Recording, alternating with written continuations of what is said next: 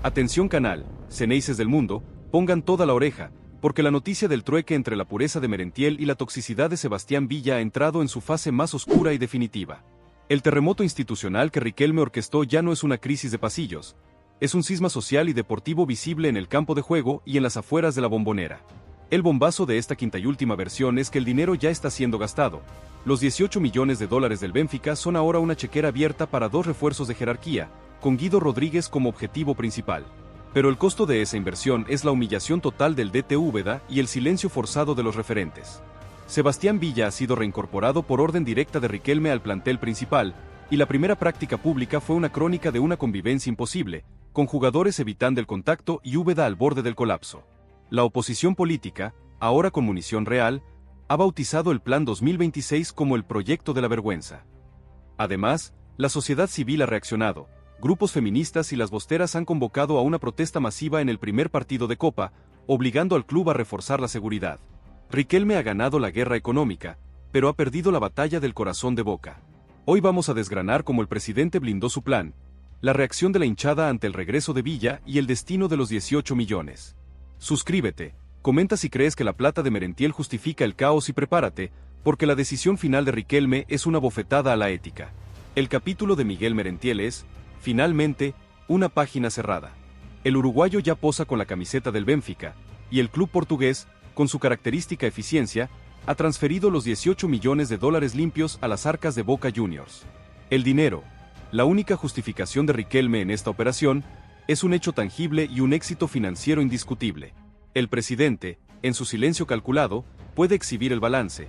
Vendió a un jugador por 4 veces más de lo que lo compró.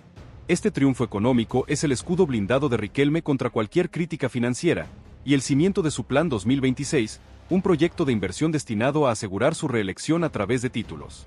La venta de la bestia ha financiado el futuro, pero ha comprometido el presente. El problema de Riquelme es que el regreso de Sebastián Villa no es un fichaje más, es una declaración de guerra moral. El jugador, cuyo contrato sigue vigente, fue reincorporado al plantel principal por orden expresa de Riquelme, desoyendo las súplicas de Úbeda y la disidencia de los referentes. Riquelme, con la frialdad de un boss, impuso el principio de la conveniencia. Si Villa es un activo del club y tácticamente es desequilibrante, debe jugar. Punto. No hay lugar para la ética. La primera práctica con el plantel completo fue un desastre emocional. La prensa, que tuvo acceso a los primeros 15 minutos del entrenamiento, reportó un ambiente de tensión gélida. Los jugadores se evitaban. Los pases a Villa eran secos, sin contacto visual. La facción ética, encabezada por Marcos Rojo, mantuvo una distancia física con el colombiano, limitándose a cumplir con los ejercicios tácticos sin un gesto de camaradería. Cavani, en un acto de profesionalismo extremo, se concentró en su trabajo, utilizando el silencio como su forma de protesta. El vestuario no está roto por una pelea a gritos, sino por un silencio ensordecedor que revela la traición. Úbeda tuvo que improvisar ejercicios de grupo para intentar forzar la interacción, pero el esfuerzo fue inútil. El plantel está dividido y obligado a convivir con un jugador que, para muchos, es una mancha en la camiseta. La humillación de Úbeda es total. El DT, que había ideado un plan de aislamiento controlado para Villa, entrenamientos en solitario, reaparición gradual, se vio obligado por Riquelme a integrarlo inmediatamente. La razón es simple: la inminente fase de eliminación de la Copa Libertadores. Riquelme necesita que Villa esté a punto para poder utilizarlo como revulsivo, o incluso, como titular en caso de lesión o bajo rendimiento de los otros extremos.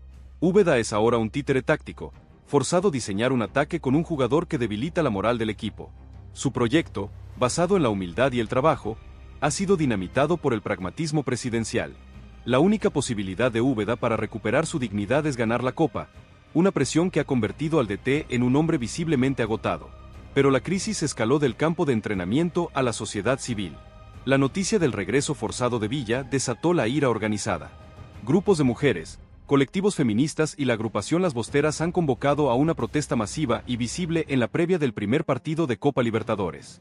El plan es rodear la Bombonera con carteles, banners y cánticos, acusando a Riquelme de apología de la violencia de género y de traicionar los valores del club. Esta no es una protesta de la oposición política, es un juicio moral de la sociedad civil contra la dirigencia de Boca. El club ha tenido que solicitar un refuerzo de seguridad sin precedentes a las autoridades de la ciudad, temiendo que la protesta desborde y afecte el desarrollo del partido. El regreso de Sebastián Villa no será silencioso. será un escándalo con resonancia internacional. La respuesta de la oposición política fue inmediata y calculada. Al ver la fuerza de la protesta social, la oposición se sumó al coro de críticas. El argumento ya no es solo ético, es de peligro institucional. La oposición acusó a Riquelme de poner en riesgo la seguridad del club y de generar una crisis de imagen global que ahuyentará a futuros patrocinadores.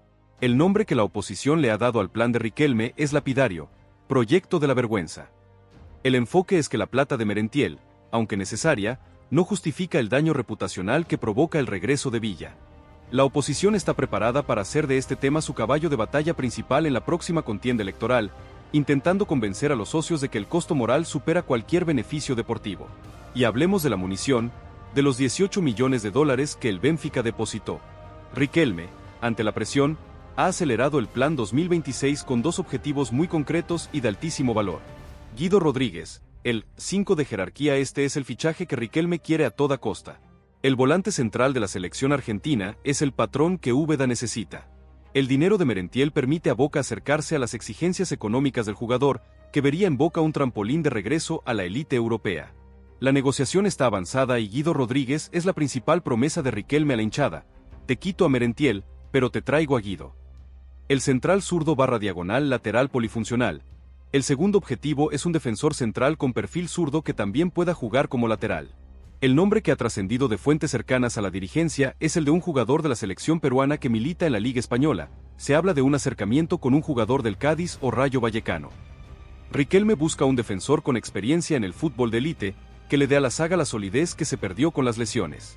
Riquelme está usando el dinero de Merentiel no para tapar agujeros, sino para comprar una nueva ilusión. El plan es claro. La alegría por el posible fichaje de Guido Rodríguez debe ser más fuerte que la indignación por el regreso de Sebastián Villa. El presidente está jugando al equilibrio de emociones. Sin embargo, la coartada de Riquelme tiene un punto débil: el rendimiento deportivo inmediato. La primera prueba de fuego será el partido de Copa Libertadores. Sin Merentiel, Úbeda tendrá que reconfigurar la ofensiva. El esquema será una Cavani dependencia total, con Sebastián Villa como el único factor de desequilibrio por la banda. Si Boca pierde, o si el equipo juega mal, Riquelme será el responsable directo por el trade. La presión sobre Cavani y Villa es extrema. El éxito en la Copa es la única forma que Riquelme tiene para silenciar el escándalo social y moral que él mismo generó. El drama en el vestuario sigue latente. La orden de Riquelme de aceptar a Villa se cumplió, pero el costo es la pérdida de autoridad moral del presidente.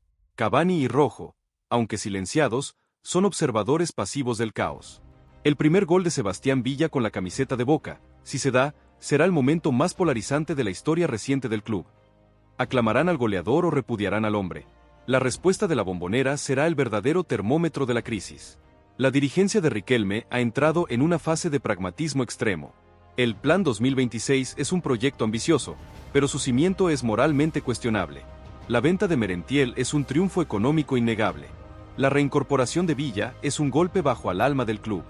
Riquelme ha demostrado que su prioridad es ganar y su visión es a largo plazo, sin importar el costo ético del presente. La séptima copa es la única justificación que el presidente acepta. El destino de Boca Juniors está sellado. La bestia se fue con el dinero, el demonio regresó con la gambeta. El campo de batalla no es solo la cancha, sino la conciencia del hincha.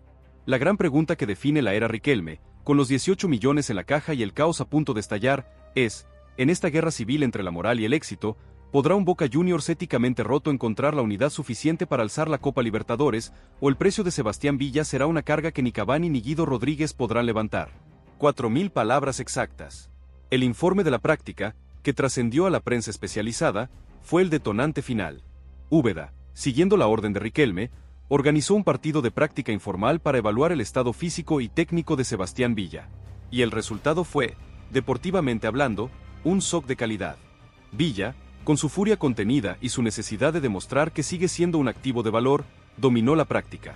Su velocidad fue supersónica, su gambeta endiablada, y su precisión en los centros fue perfecta. El colombiano asistió a Cavani en 2 goles y anotó uno con un remate cruzado. El informe interno, que llegó directamente a las manos de Riquelme, confirmaba lo que el presidente quería escuchar. Villa está intacto y es el jugador más desequilibrante del plantel. Este rendimiento extraordinario de Villa en el entrenamiento es la máxima justificación deportiva para Riquelme. El presidente ahora tiene el argumento de oro. No es un capricho, es una necesidad. El jugador está en nivel de selección, lo necesitamos para ganar. Este factor deportivo, aunque no anula el juicio moral, silencia a los críticos que cuestionaban el valor deportivo del jugador tras su inactividad. Ahora, la discusión se reduce a si se puede aceptar el éxito manchado. La hinchada pragmática ha encontrado su bandera. Villa hace la diferencia, y la diferencia es lo único que importa en la Copa. Pero la contracara de esta excelencia deportiva es el deterioro del vestuario juvenil. Los canteranos, los chicos que idolatran a Merentiel y ven a Rojo como un padre, se vieron obligados a presenciar el show de Sebastián Villa. La facción ética teme que la influencia de Villa, sumada a la orden de Riquelme, corrompa los valores de la cantera.